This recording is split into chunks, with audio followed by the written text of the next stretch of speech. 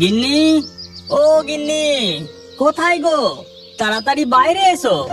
মাধব বাড়ির উঠানে কাঁচা লঙ্কা ভর্তি ঝুড়িটা নামিয়ে রাখে। তুমি চলে এসো? নাও নাও, তাড়াতাড়ি গা হাত পা ধুয়ে খেতে বসবে চলো। কত বেলা হয়ে গেল, ভাত বেড়ে তোমার জন্য কখন থেকে বসে আছি। মাধুরী, দেখেছো কত লঙ্কা? জমিতে এখনো যা লঙ্কা আছে তা তুলে শেষ হবে না। এবারে লঙ্কার চাষ থেকে ভালোই লাভ হবে। ছি ছি, এমন কথা মুখেও এনো না, লোকের নজর লাগবে যে। চলো দেখি, এবার খেয়ে নেবে। ঠিক তখনই কোথা থেকে এক বুড়ি তাদের উঠানে এসে বলে, কি রে মাধব, তোর তো দেখি ভালোই লঙ্কার ফলন হয়েছে। আমায় দুটো লঙ্কা দিয়ে দেখি, পান্তা ভাতে চিবিয়ে খাবো। তোমাকে তো ঠিক চিনলাম না, আগে তো কখনো আমাদের গায়ে দেখিনি। আর আমার নাম যে মাধব, সেটাই বা তুমি জানলে কি করে? আমি সব জানি, আমি পাশের গ্রামেই থাকি রে। কদিন ধরে কিছু খাবার জোটেনি, তাই লোকের বাড়ি বাড়ি ভিক্ষে চেয়ে বেড়াচ্ছি। দাঁড়াও বুনিমা, আমি তোমাকে কাঁচা লঙ্কা দিচ্ছি। এই কথা বলে মাধুরী ঝুড়ি থেকে দুটো কাঁচা লঙ্কা তুলে ওই বুড়ির হাতে দেয়। কি মাত্র দুটো কাঁচা লঙ্কা? এতে তো আমার কিছুই হবে না। বুড়িমা, এই লঙ্কার খুব ঝাল। এই বয়সে তুমি এত কাঁচা লঙ্কা খেও না, তাতে তোমার শরীর খারাপ হবে। আজ তুমি এই দুটো লঙ্কাই নিয়ে যাও, অন্যদিন আবার এসো, দেবো। মাধবীর কথা শুনে বুড়ি মুখে কি যেন একটা বিড়বিড় করতে করতে তাদের উঠান থেকে চলে যায়। এরপর মাধব তাদের উঠানের কলতলায় বালতিতে জল নিয়ে স্নান করতে থাকে। আর ওদিকে সেই বুড়ি বাঁশ বাগানের পথ ধরে হাঁটতে হাঁটতে ডাইনির রূপে ফিরে আসে। তারপর তার ডানা মেলে উড়তে থাকে। আমাকে মাত্র দুটো লঙ্কা দেওয়া, এবার দেখ আমি এই লঙ্কা দিয়ে কি করে। এরপর ডাইনি জঙ্গলের ভেতরে তার কুটিরের সামনে দাঁড়ায়। তারপর তার কুটিরে প্রবেশ করে এক থালা পান্তা ভাত নিয়ে তার সাথে কচমচ করে কাঁচা লঙ্কাগুলি চিবিয়ে খেয়ে নেয়। এবার বুঝবে, এবার বুঝবে। এর পরের দিন সকালে মাধব লঙ্কার ঝুড়ি মাথায় নিয়ে হাটে যায়। কি মাধব, লঙ্কা কত করে দিচ্ছ? খুড়ো, 20 টাকা কেজি। একেবারে 2 কেজি নিলে তোমার থেকে 15 টাকা দাম নেব। তাই নাকি? তা আমাকে 2 কেজি দাও দেখি। এক্ষুনি দিচ্ছি খুড়ো। এরপর মাধব নকুর খুড়োর ঝুলায় 2 কেজি লঙ্কা দিয়ে দেয়। তারপর সে দাম মিটিয়ে চলে যায়। ও ঠাকুরপো, লঙ্কা কত করে গো? 10 টাকা কেজি বৌদি, তবে 2 কেজি নিলে তোমার থেকে 15 টাকা দাম নেব। তা লঙ্কায় ঝাল হবে তো? ওসব নিয়ে কোনো চিন্তা করতে হবে না বৌদি, তুমি চোখ বন্ধ করে নিয়ে যাও। আমার জমির মতো এই ঝাল লঙ্কা তুমি গোটা বাজারেও খুঁজে পাবে না, বলে দিলাম। হ্যাঁ, তা আমাকে 1 কেজি দাও দেখি। কিন্তু আমি তোমাকে 10 টাকা দিতে পারবো না, তুমি আমার থেকে 8 টাকা নাও। ঠিক আছে, তাই দাও। তোমার সঙ্গে আর কি দাম দর করবো বলো। ওদিকে তখন গভীর জঙ্গলে সেই ডাইনি তার কুটির থেকে উঠানে বেরিয়ে আসে। এই লঙ্কার বীজগুলো আমি আমার উঠানে বসিয়ে দিই, তারপরে বীজ থেকে হবে আমার জাদুর লঙ্কা চাষ। এই কথা বলে ডাইনি তার উঠানে লঙ্কার বীজ বসিয়ে দেয়। আর দেখতে না দেখতেই তা থেকে গাছ বেরিয়ে আসে। এবার তাড়াতাড়ি গাছে লঙ্কা ধর দেখি। এই কথা বলে ডাইনি জাদু করতেই তার সমস্ত লঙ্কা গাছে লঙ্কার ফলন হয়। কিন্তু তার মধ্যে একটি লঙ্কা ধীরে ধীরে বড় হতেই থাকে। আর বড় হতে হতে তার আকার হয়ে ওঠে দৈত্যাকার। তারপর ডাইনি সেই লঙ্কার উপর উঠে বসে। এবার হবে আসলে মজা, দৈত্যাকার লঙ্কার মধ্যে আমি। ওদিকে মাধব একে একে তার ঝুড়ির সমস্ত কাঁচা লঙ্কা বিক্রি করে ফেলে। আজ বেচা কেনা ভালোই হলো। যাই, এবার বাড়ি ফিরে যাই। কালকের জন্য আবার জমি থেকে লঙ্কা তুলে নিয়ে আসতে হবে। এরপর মাধব তার ঝুড়ি নিয়ে বাড়ি ফেরে আর বাড়ির উঠানে এসে তার বউকে ডাকে। মাধুরী, ও মাধুরী, তাড়াতাড়ি বাইরে এসো গো। মাধুরী ঘর থেকে বাইরে বেরিয়ে মাধবকে বলে, তুমি এসে গেছো? তা আজকে কেমন বেচা কেনা হলো গো? আজ তাড়াতাড়ি সব লঙ্কা বিক্রি হয়ে গেছে, দামও ভালো পেয়েছি। ঠিক তখনই মাধবদের বাড়িতে, বলি ঠাকুরপো, তুমি আমাকে বললে লঙ্কায় নাকি খুব ঝাল, তা তুমি আমাদের এইভাবে ঠকালে। আমি এই লঙ্কা নেব না, আমার টাকা ফেরত চাই। কেন বৌদি, কি হয়েছে? তুমি এই কথা বলছো কেন? বলি লোক ঠকানো হচ্ছে। আমাদেরকে তুমি ঝাল ছাড়া লঙ্কা বিক্রি করে আবার বলছো কি হয়েছে? বলি লঙ্কাগুলোতে একটুও ঝাল নেই বাবু, তুমি আমাদের ঠকিয়েছো। তরকারিতে কত লঙ্কা দিলাম, তারপরেও তরকারি একটুও ঝাল হলো না। গ্রামের লোকের মুখে এই কথা শুনে মাধব খুব অবাক হয়। সে আর কোনো কথা না বলে সবার টাকা ফিরিয়ে দেয়। তারপর গ্রামের লোকজন আবার যে যার বাড়ি ফিরে যায়। কি গো, এমন ঘটনা তো আগে কখনো হয়নি। কালকেই তো আমরা লঙ্কা দিয়ে ভাত খেলুম। লঙ্কাগুলো এতই ঝাল যে একটা লঙ্কাতেই আমাদের দুজনের ভাত খাওয়া হয়ে গেল। কিছুই তো বুঝতে পারছি না গিন্নি, এমন তো হবার কথা নয়। এখন চলো তো ঘরে চলো, আগে দুমুঠো খেয়ে নাও। এরপর ধীরে ধীরে রাত হয়ে যায় আর সেই রাতের অন্ধকারে ওই ডাইনি বাঁশ বাগানের পথ ধরে গ্রামে প্রবেশ করে।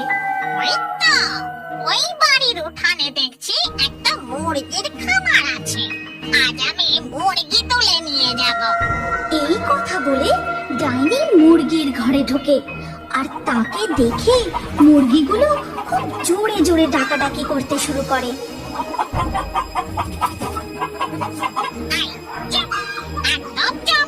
ডাইনি দুটি মুরগিকে ধরে খাঁচা থেকে বেরিয়ে আসে।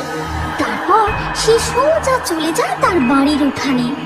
এবার এই দুটো মুরগিকে এই বড় লঙ্কার মধ্যে ভরে রাখি, পরে যখন খিদে পাবে তখন খাবো। এই বলে ডাইনি জাদু করে মুরগিগুলোকে লঙ্কার ভেতর ভরে দেয়। এর পরের দিন সকালে দেখা যায় খাঁচার দরজা এভাবে খোলা কেন, আর খাঁচাতে মুরগিও কম মনে হচ্ছে। ভামশিয়ালে মুরগি নিয়ে গেল নাকি? সেই দিন আবার রাত হতেই ডাইনি গ্রামে প্রবেশ করে। একজনদের বাড়ির উঠান থেকে দুটো হাঁস ধরে নেয়। তারপর সে তার উঠানে ফিরে গিয়ে একটিকে লঙ্কার মধ্যে ভরে দেয় আর একটিকে সে। এর পরের দিন সকালে যাদের বাড়ির দুটো হাঁস চুরি হয়ে গেছে সেই গৃহস্থ খুব চিন্তায় পড়ে যায়। এমন ভাবেই রোজ রাতে গ্রাম থেকে হাঁস মুরগি উধাও হয়ে যেতে লাগলো। তাই গ্রামবাসীরা ঠিক করে রাতে একজন করে পাহারাদার পাহারা দেবে। উফ, কি মশা, বাপ রে বাপ। ঠিক তখনই বাঁশ বাগানের পথ পেরিয়ে গ্রামে প্রবেশ করে সেই ডাইনি। কদিন থেকে রোজ রোজ হাঁস মুরগি খেয়ে খেয়ে মুখে কেমন চড়া পড়ে গেছে, আজ বরং দুটো ছাগল তুলে নিয়ে যাব। এই বলে ডাইনি একজনদের খামারে ঢুকে দুটো ছাগল তুলে নেয় আর ছাগলগুলো খুব জোরে জোরে ডাকতে থাকে।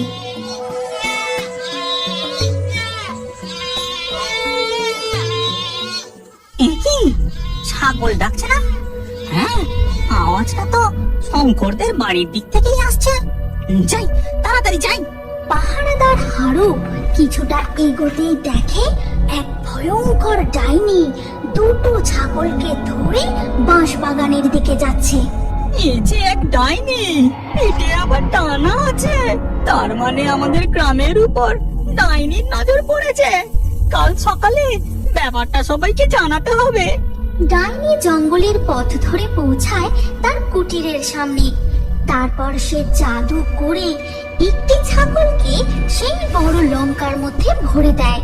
তারপর যথারীতি আরেকটি ছাগল নিয়ে এর পরের দিন সকালে কিছু গ্রামবাসী বটতলায় এক সাধু বাবার কাছে যায়।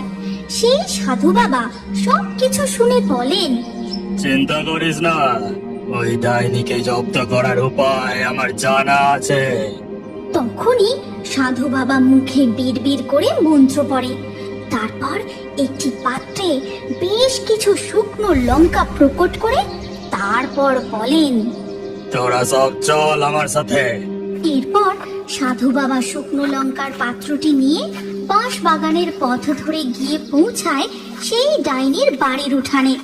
সেখানে সেই দৈত্যাকার লঙ্কা দেখে, মাধুরী, দেখো গো, কি বড় লঙ্কা!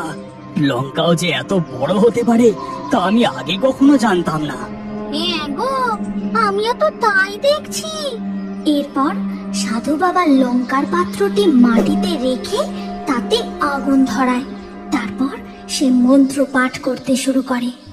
ওম হ্রিং ক্রিং পট, ডাইনি কোথায় আছে পথ দেখা চটপট।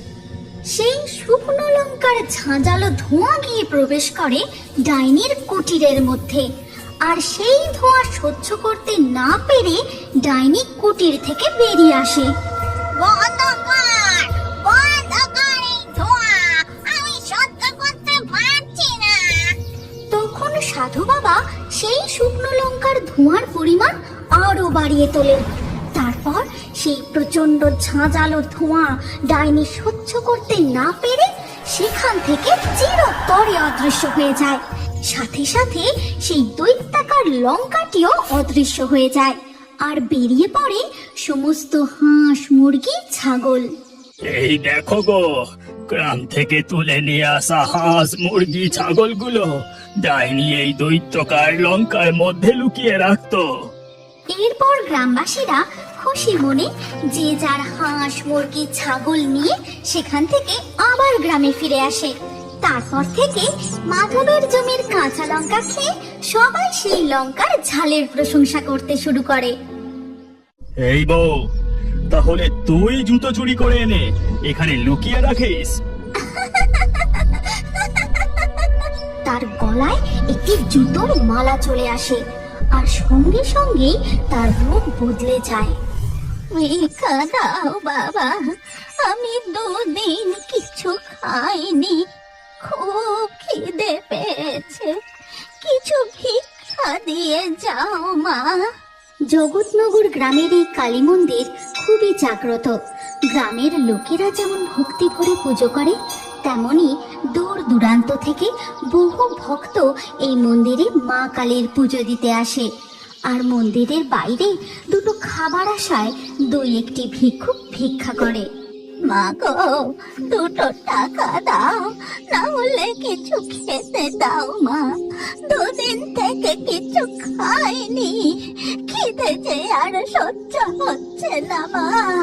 তখনই মন্দিরে এক নব দম্পতি পুজো দিতে আসে, কিন্তু তারা কোনো ভিক্ষাদান না করেই বাইরে জুতো খুলে মন্দিরের ভিতরে প্রবেশ করে যায়। নব দম্পতির দুজোড়া নতুন চকচকে জুতো দেখে, আরে বাবা, জুতোগুলো কি সুন্দর, একেবারে নতুন চকচক করছে, দেখেও বিলেতি মনে হচ্ছে। ওরা ফিরে আসার আগে জুতোগুলো একেবারে গায়েব করে দিতে হবে। দিনু ভিখারি লোভ সামলাতে না পেরে সবার চোখের আড়ালে দুজোড়া নতুন জুতো তার ঝোলায় ভরে নিয়ে মন্দির চত্বর থেকে পালিয়ে যায়। এরপর সেই নব দম্পতি মন্দির থেকে বেরিয়ে এসে, কোথায় গেল আমার জুতো? হায় হায় হায়, আমার নতুন জুতো জোড়া কেউ চুরি করে নিল নাকি? কত শখের জুতো ছিল আমার। এই ভিখারি, তুমি আমাদের জুতো জোড়া দেখেছো? না বাবা, আমি দেখিনি, আমার খুব খিদে পেয়েছে, দুদিন থেকে কিছু খাইনি, কিছু ভিক্ষা দাও না বাবা। ভিক্ষা? আমাদের দামি জুতো চুরি হয়ে গেল আর তোমাকে এখন ভিক্ষা দেবো? এই, তুমি ঠিক করে বলো তো, আমাদের জুতো তুমি চুরি করোনি তো? না বাবা, আমি জুতো চুরি করিনি। জুতো চুরির ঘটনা শুনে সেখানে আরো বেশ কিছু লোক জড়ো হয়ে যায় আর সবাই মিলে সেই মহিলা ভিখারিকেই দোষারোপ করতে থাকে। হ্যাঁ হ্যাঁ, এই চুরি করেছে। দামি জুতো দেখে লোক সামলাতে পারে, এই চুরি করেছে। তাই চুরি করে এসব ভিখারি চোর যত সব। এখান থেকে তাও এদেরকে তাড়াও এখান থেকে। আমি জুতো চুরি করিনি, আমি চুরি করিনি। চুরি করে বলে চুরি করেনি, আর যেন এই মন্দিরের সামনে কখনো ভিক্ষা করতে না দেখি। চলে যাও এখান থেকে। সবাই তাকে চোর অপবাদ দিয়ে মন্দিরের সামনে থেকে তাড়িয়ে দেয়। ক্ষুধার্ত পেটে সে তার কুঠিরে ফিরে যায়। তারপর থেকে আর কোনোদিনও সেই মহিলা ভিখারিকে মন্দিরের সামনে দেখা যায়নি। এরপর কেটে যায় বহু বছর। এই তোমরা তাড়াতাড়ি পা চালাও, সন্ধে হয়ে আসতে চললো। অন্ধকার হওয়ার আগে মন্দিরে প্রণাম সেরে বাড়ি পৌঁছতে হবে, না হলে। পালকি কাঁধে নতুন বউকে নিয়ে তারা আরো জোরে হাঁটতে থাকে, কিন্তু কালী মন্দির তলায় পৌঁছতে পৌঁছতে অন্ধকার হয়ে যায়। কণিকা, চলো এবার তাড়াতাড়ি মন্দিরে কালী মাকে প্রণাম করে আসি। ওই কালী মন্দিরের কিছুটা দূরে এক মস্ত ছাতিম গাছে বসে পা দোলাচ্ছিল এক ভয়ঙ্কর ডাইনি। ও বাবা, এই যে দেখি নতুন বউ, এ হবে আমার নতুন শিকার। এবার আমি আমার প্রতিশোধ নেবই। এই বলে ডাইনি ছাতিম গাছের ডাল থেকে অদৃশ্য হয়ে যায়। আর ওদিকে নতুন বর বউ মন্দির থেকে বেরিয়ে এসে, এই কি গো, আমার জুতো কোথায় গেল? আমার জুতো জোড়া তো দেখতে পাচ্ছি না, কোথায় আমার জুতো? নতুন বরও তার জুতো জোড়া খুঁজে পায় না, কিন্তু সে এক নিমেষে বুঝে যায় তার বউয়ের ও তার জুতো কি করে হারিয়েছে। চলো, আর জুতো পরে কাজ নেই। আমি কাল সকালে তোমাকে নতুন জুতো কিনে দেব। তাড়াতাড়ি পালকিতে ওঠো, এবার আমরা বাড়ি ফিরে যাই। এরপর পালকিতে করে নতুন বউকে নিয়ে সঞ্জয় তার বাড়ির দিকে রওনা দেয়। নতুন বউ বাড়িতে ঢুকতেই তার শাশুড়ি তাকে বলে, বৌমা, তুমি নতুন, তাই তোমায় বলে রাখি, সন্ধ্যের পর জুতো কখনো বাড়ির বাইরে রাখবে না, কেমন? ঠিক আছে মা। আর ওদিকে দেখা যায় কিছুটা দূরে গাছের আড়াল থেকে উঁকি মেরে তাকিয়ে আছে সেই ডাইনি।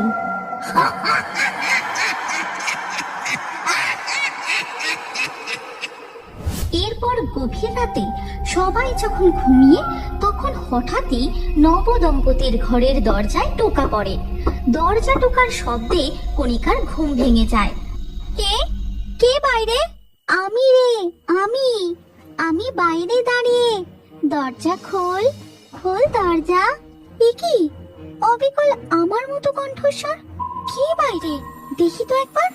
কণিকা দরজা খুলতেই বাইরে কাউকে দেখতে পায় না, শুধু ধোঁয়ার মতো কি যেন উড়তে দেখে।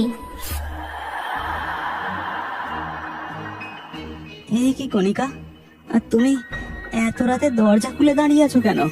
ও কিছু না, দরজা খুলে দেখছিলাম বাইরে আমাদের জুতো জোড়া ঠিকঠাক আছে কিনা, না হলে ওই বজ্জাত দিনও জুতো চুরি করে নিয়ে পালাবে। কণিকার গলার স্বর আর ওর কথা শুনে সঞ্জয় একটা ঢোক গিলে জিজ্ঞাসা করে, তোমার গলার স্বর এমন লাগছে কেন? আর তুমি দিনু ভিখারিকে চেনো নাকি? কে দিনু ভিখারি? আমি তো চিনি না। চেনো না? ও। এরপর কণিকা দরজা বন্ধ করে এসে আবার শুয়ে পড়ে। সঞ্জয় কণিকাকে আর কিছু বলে না। এর পরের দিন সকাল হতেই দেখা যায় কালকের হারিয়ে যাওয়া বিয়ের জুতো জোড়া বাইরে রাখা রয়েছে। এ কি, আমাদের জুতো? সে তো মন্দির থেকে চুরি হয়ে গিয়েছিল, এখানে এলো কি করে? চোর হয়তো আবার দিয়ে গেছে। আচ্ছা মা, আমি মন্দিরে পুজো দিতে যাচ্ছি, ফিরতে একটু দেরি হবে। আচ্ছা বেশ, যাও তবে। এরপর কণিকা মন্দিরের দিকে চলে যায়। সেখানে গিয়ে সবাই যেখানে জুতো খোলে সেখানে চুপ করে দাঁড়িয়ে থাকে, পুজো দিতে ভিতরে যায় না। কিছুক্ষণ পর ভক্তরা পুজো দিয়ে মন্দিরের বাইরে বেরিয়ে দেখে যে একটাও জুতো নেই। আমার জুতো কোথায় গেল? জুতোটা কে নিয়ে গেল? আরে আমার জুতোটা কোথায় গেল? সবাই যে যার জুতো খুঁজতে থাকে, কিন্তু মন্দিরের বাইরে কণিকাকে দেখা যায় না। পুজো না দিয়েই সে বাড়ি ফিরে গেছে। কণিকা, তোমার পুজো দেওয়া হলো? চলো, মায়ের রান্না হয়ে গেছে, এবার আমরা খাওয়া দাওয়া করি। মন্দিরের বাইরে আজ কত নতুন নতুন জুতো ছিল, কি সুন্দর জুতোগুলো।